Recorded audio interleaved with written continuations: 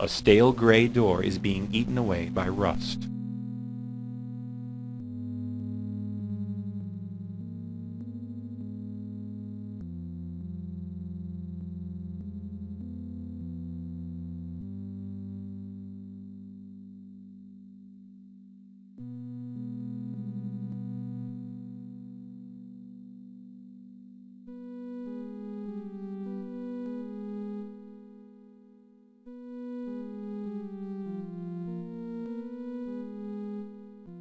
You lean close to the alarm to get a better look.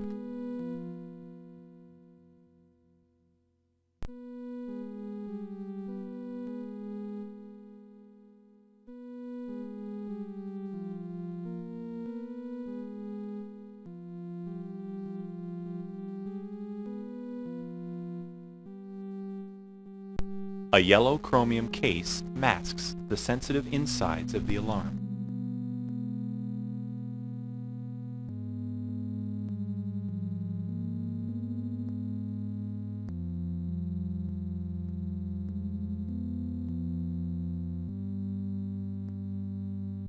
A carefully sealed container of hydrochloric acid. You carefully pour the acid onto the case.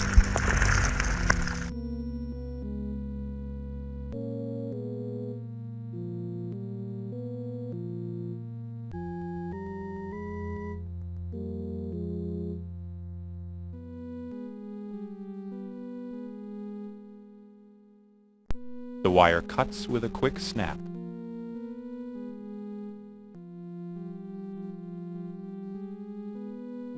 The wire cuts with a quick snap.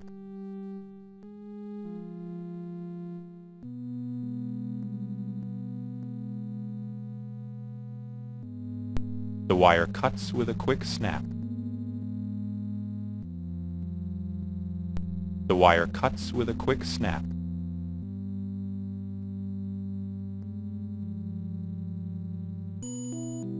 Sizzling chromium.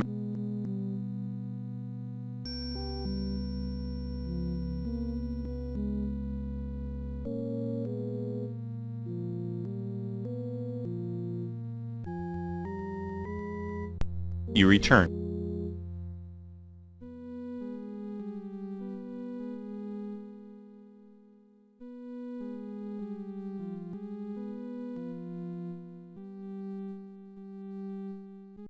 The door swings open with a rusty creak.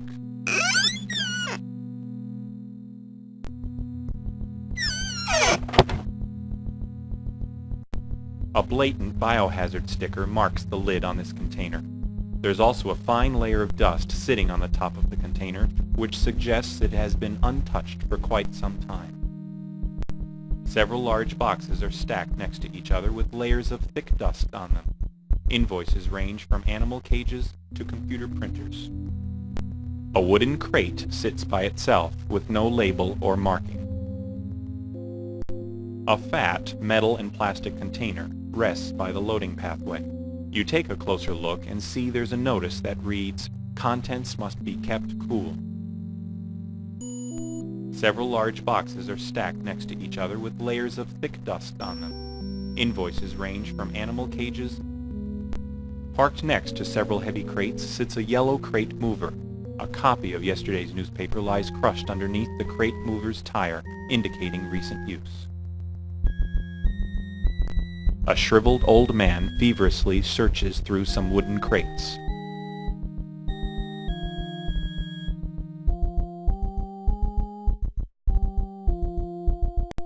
A puff of cool mist rushes out of the container, revealing several labeled hypodermic injectors inside.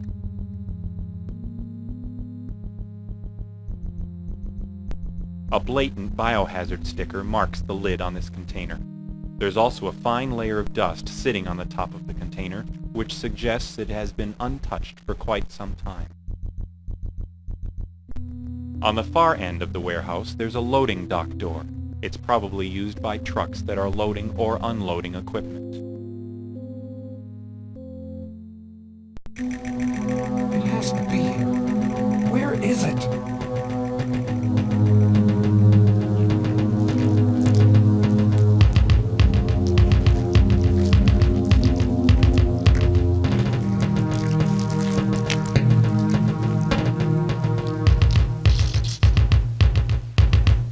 please open the cap for me? To Victor Ambrose.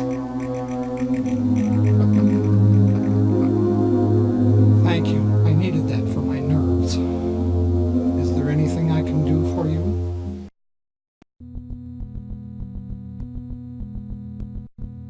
He's not the humanitarian everyone thinks he is.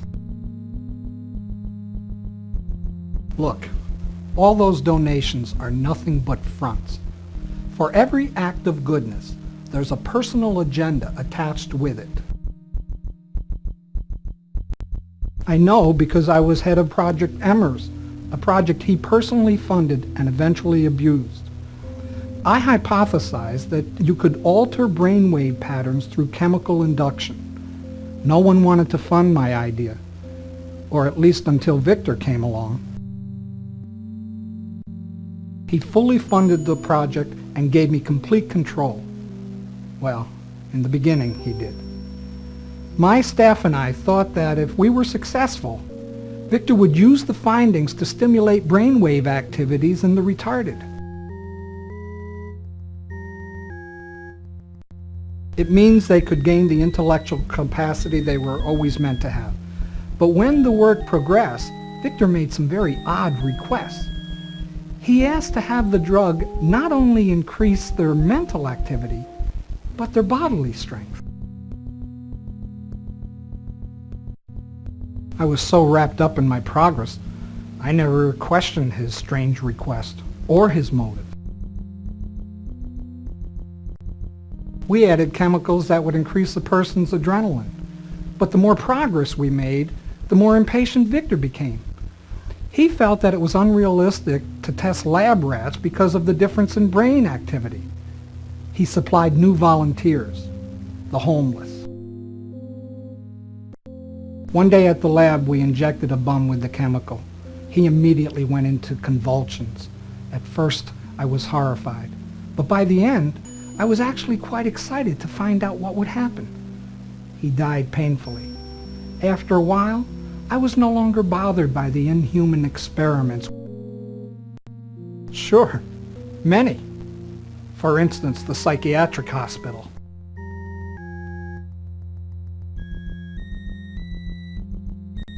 Victor needed a big supply of highly controversial drugs necessary to synthesize the ice rock compound. So he brought in Primex Pharmaceuticals, specifically its president, Felden Malthus.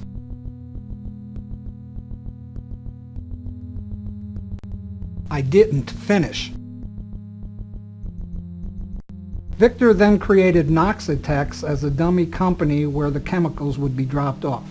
In turn, Victor would reimburse Primex out of the Ambrose Foundation donation funds. It was all working out pretty well until a few weeks ago when Felden started backing out of the agreement. The cops started investigating his establishment, and Felden, who was a nervous man to begin with, backed out real quick. Victor was furious. You must mean the, oh, come on, my memory's fading. The ability to recall facts is the first to go. I remember. Ice rock compound. What was out on the street was an early version of the chemical compound that Victor was looking for.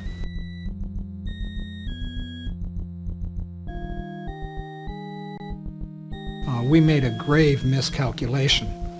It caused the body to decay rather than stimulate muscle and neurological growth.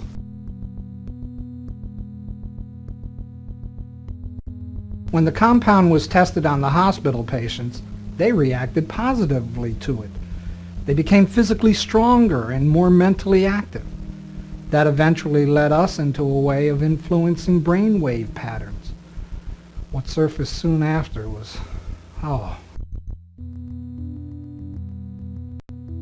With enough manipulations of their brainwaves, Victor was able to make them do anything. Anything. Hit themselves, run into walls, you name it.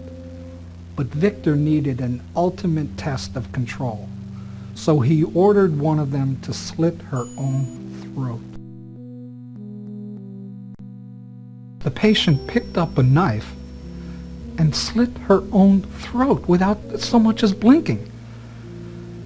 It really scares me to think about it.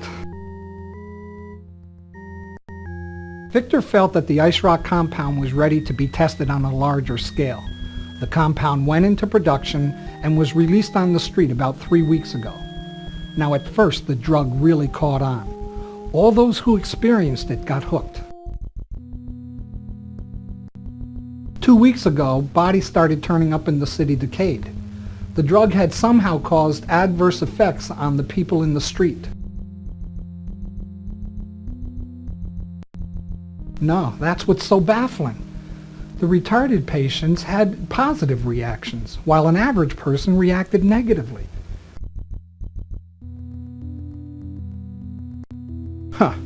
Serial killer. I wish he was. Then at least I wouldn't be responsible. There's no killer. All these slash bodies are caused by the offsprings of our experiments. A week ago, one of the mutated patients had a neurological breakdown and escaped.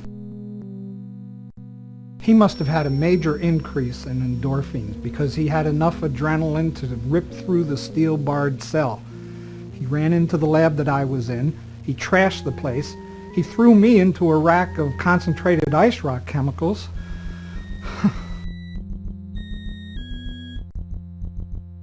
A broken vial cut and infected me.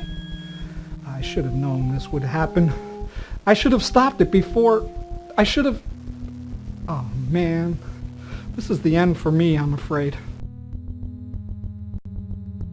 My time is limited. I'm getting increasingly dizzy and more irritable. At first I could hide the symptoms because they were internal. But now I feel it spreading. I ran over here to Noxitec to see if I could find a cure. It seems like a foolish idea now, but I thought just maybe they would leave something helpful. But there's nothing here, and now I'm mutating into that goddamn killer. All abusers of ice rock go the same way. Eventually, the adrenaline increases so much that the hydrochloric acid in the stomach erupts and eats away at the lining. Soon all the organs are destroyed. I wouldn't be surprised if the escaped creature dies by daybreak.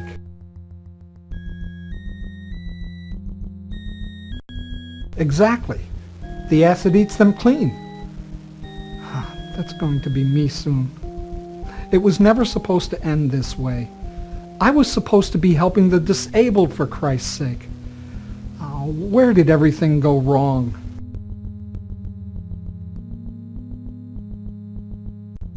What the hell kind of question is that? Have I ever been there? No. But every day I'm getting closer. Did you hear about the mortician there? He also got slashed. You just can't escape it. I'm not really sure. Maybe the faint smell of formalin drove one of them towards the morgue.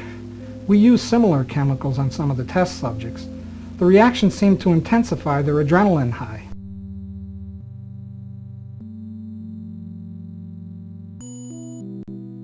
Well, the creature probably opened the locker to suck the formalin from the preserved body. He probably nabbed the body and left out of the building with it. As for the mortician, he was probably there at the wrong time. Poor bastard. I'd hate to be the man who saw that mess. Well, I never met him, but I do know what happened to him. Was he a friend of yours?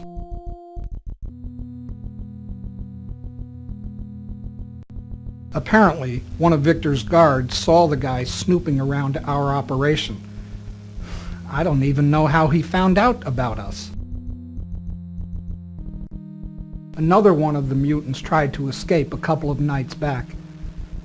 It broke out of its cage and slashed a nurse in the face. But this time, it was stopped by Victor himself. All Victor did was stare the creature down. He didn't even say a word. It just whimpered back into its cage like a domesticated pet. Rumor had it he was ready to talk to the authorities, so Victor wanted to teach him a lesson. He tracked Nick to a park, and from what I heard, Victor's pet dismembered the poor guy like a rusty blender. Fortunately for the rest of us, its time expired. Victor's impatience led him to overdose his pet on ice rock. Eventually, the police investigated the rapid disappearance of the homeless. Victor, realizing that he would have to get a supply of test subjects elsewhere, he built a psychiatric hospital. This provided an incredible new supply of volunteers. Many patients came from abusive families who wanted nothing to do with them. Once they were dumped in the hospital, even families who cared wanted nothing to do with them. No one cared what happened to them.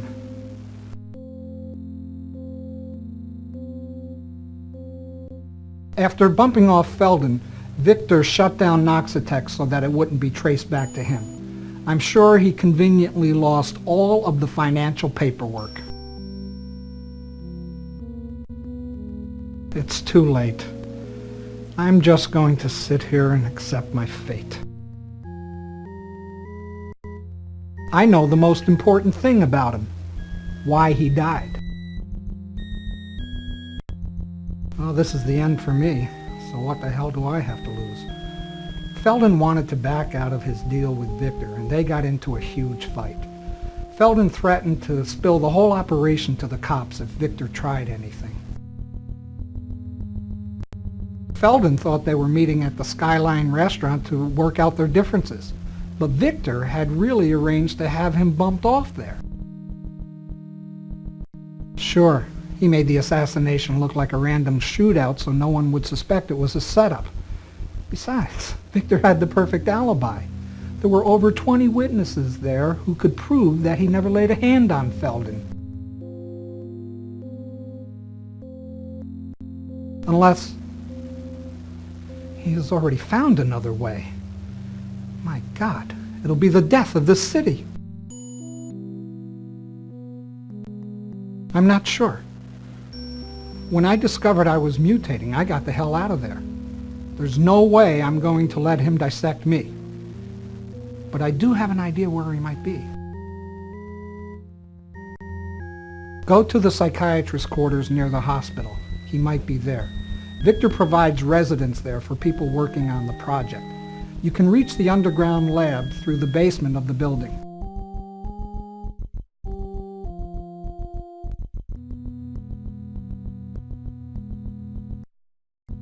You know, a lot of people used to complain about how degenerated the city is becoming, and I suppose at one point I thought that also.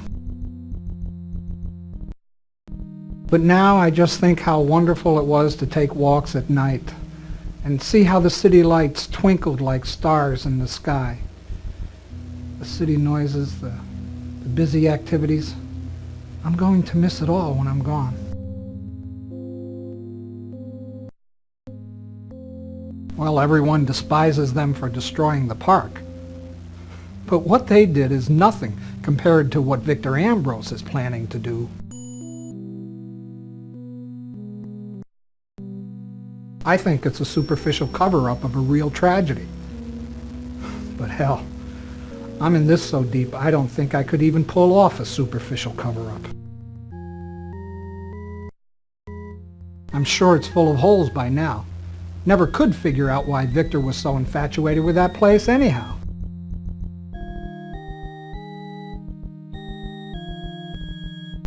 A shriveled old man feverishly searches through some wooden crates.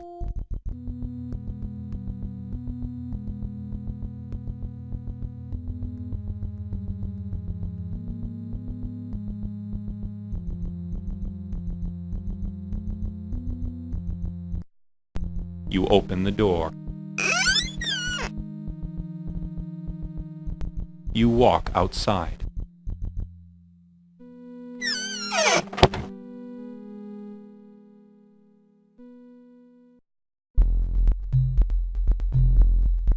You take the subway to the psychiatric hospital. So that's the secret that remained with Nick, and he died trying to tell it to me. Oh, Nick, did you think having me publish an article would be enough?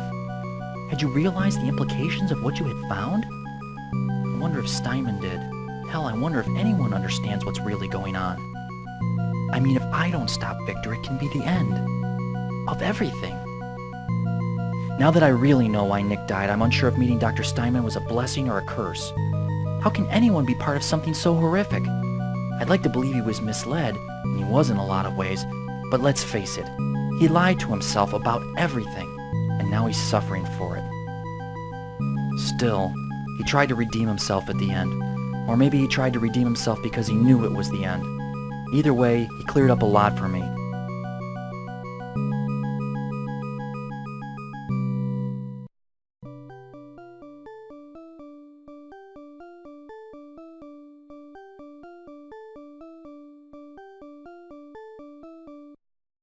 The dark grass thickly populates the lawn.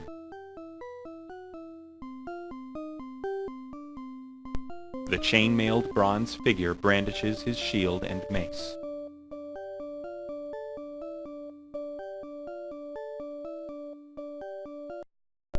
The tan plaster walls exhibit subtleties in random brushwork. In places, artificial lights sharpen crevices and other irregularities. A man wearing a white lab coat leans unsteadily against the wall.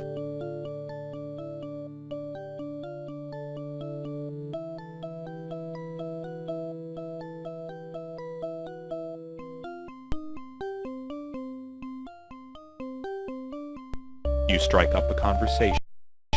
How's it going, buddy? Yeah, man, she is green. Yeah, man, she is green.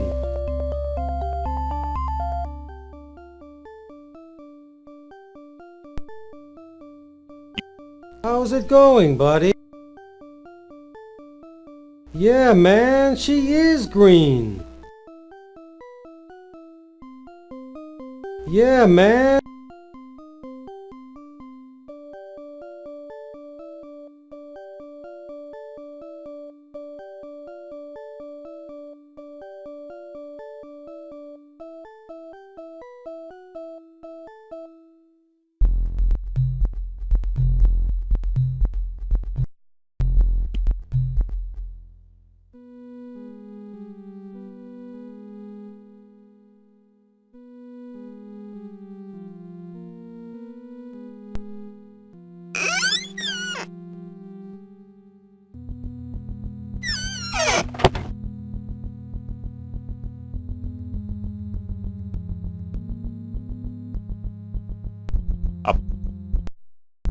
You look at the different hypodermic injectors and decide to take one that would be the least likely to hurt someone. You pick out a spray marked Valium, check to make sure the plastic cover is intact, and pocket it.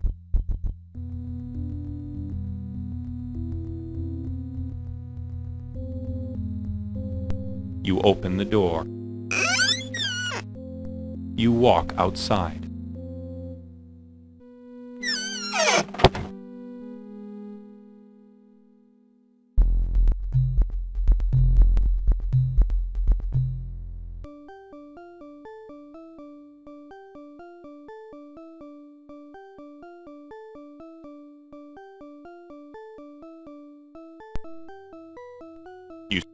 How's it going, buddy? Yeah, man. Hey, what's that in your pocket?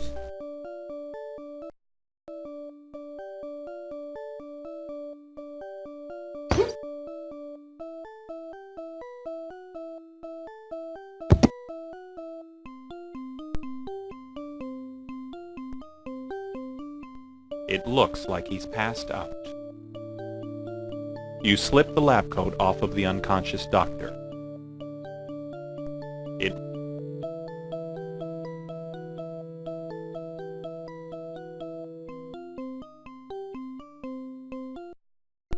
You look through the pockets of the lab coat and find a set of keys and a diary.